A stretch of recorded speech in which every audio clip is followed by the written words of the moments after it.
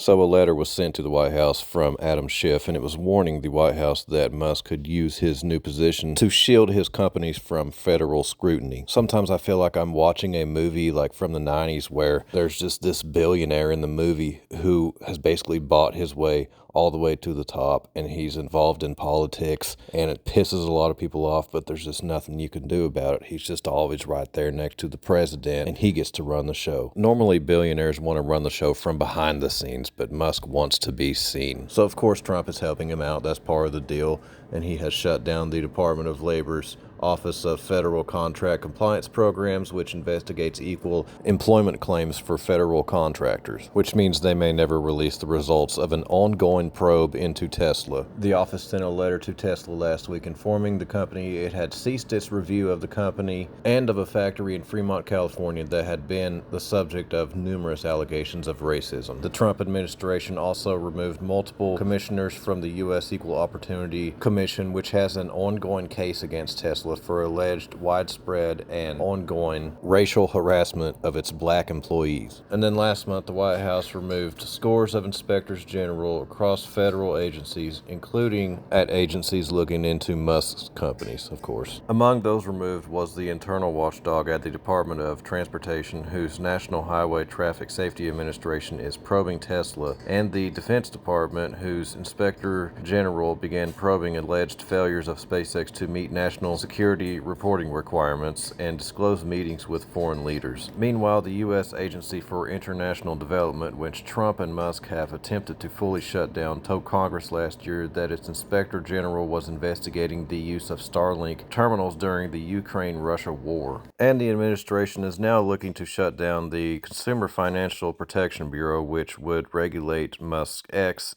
if he follows through on a long-term goal to turn it into an everything app that handles payments and other financial services. So just to conceptualize this, I'm an owner-operator. I have to answer to the Department of Transportation and to the FMCSA.